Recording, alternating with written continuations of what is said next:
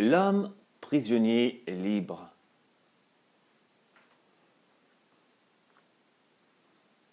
Nous pouvons vivre dans un jeu des contraires en ignorant son existence et cela fait de nous des esclaves d'une continuité de mouvement. Nous allons ainsi du refus à l'acceptation des choix entre le bien et le mal à des interprétations. Tous ces agissements viennent d'une matrice.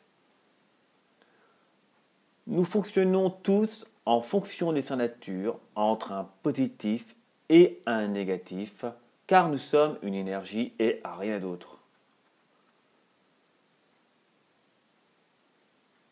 Nous dépendons ainsi des forces d'attraction et de gravitation. Finalement, vous observez tout ce qui est grossier, même dans le subtil, finit par se désagréger. Et cette énergie, dépourvue d'un corps, a besoin de se réincarner car elle est piégée dans une continuité. Ce circuit est fondamentalement identique à tout ce qui est dans la matrice. L'alimentation dans la matrice n'est pas uniquement par un jeu d'attraction, mais aussi par son opposé. Ainsi, il appartient à la manifestation. Un exemple, dès un refus, il arrive souvent, avec force, que vous recommencez. Considérez le refus comme une désincarnation de l'énergie car elle est enfermée dans une matrice, elle retourne violemment dans la matière.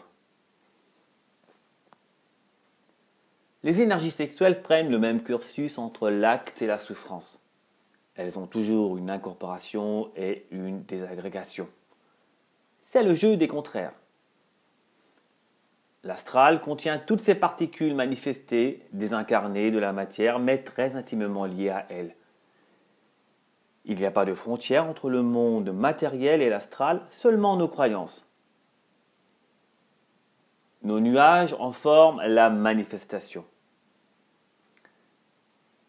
Si seulement l'énergie se rencontrait réellement, alors elle se volatilise pour disparaître totalement. Il est du ressort de la compréhension, car elle seule nous libère de la chaîne des continuités.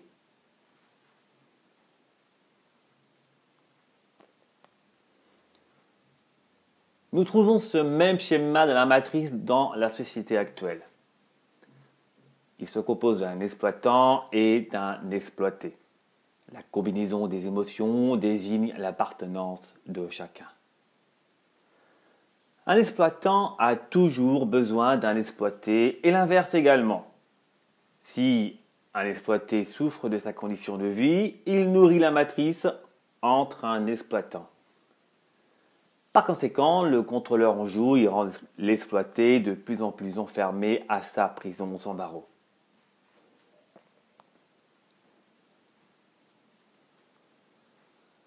Plusieurs espèrent en une société sécuritaire en se reposant sur le culte du Sauveur. Espérer un devenir n'est pas de vivre réellement les choses, mais au contraire nous atrophie de la vie. Ainsi, nous avons peur du manque, du besoin, car notre seule obsession est ce devenir tant légitime de la société actuelle. La politique misant sur un devenir est médiocre et s'exclame comme un sauveur. À l'évidence, c'est une matrice comprenant le même fonctionnement entre un exploité et un exploitant.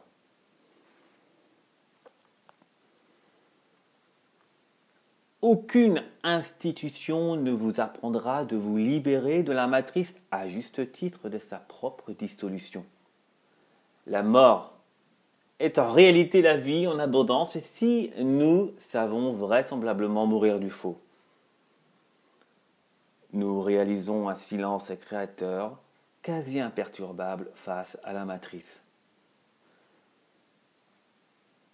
Nous avons donc un libre choix de partir de tous ces jeux de contraires par l'unique compréhension et le plus difficile est de l'obtenir sans une possible intervention, d'interprétation ou d'une récupération de la mémoire. C'est une discipline sur le nouveau. oubliée de nos ancêtres. Nous sommes cruellement conditionnés sur la notion du bien et du mal et nous avons une très fine perception du véritable libre arbitre.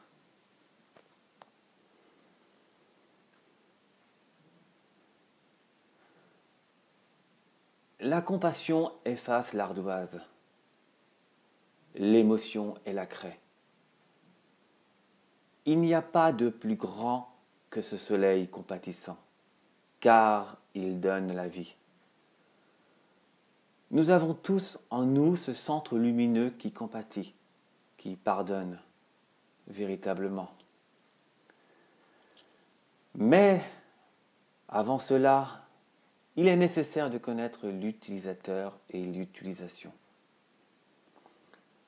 C'est ainsi dans la compréhension de ces rôles et personnages que nous apprenons sur le pouvoir de créer de la vie, avec de la compassion, du pardon, de la joie existentielle. Le corps ou l'ardoise renferme l'écriture de l'utilisateur. Nous arrivons à lire le contenu uniquement par une écoute. Nous évaporons doucement par les rayons de nos cœurs les informations durcies dans la cellule. Il n'y a pas de plus grand cerveau que le corps et il n'est en aucun cas situé à la tête.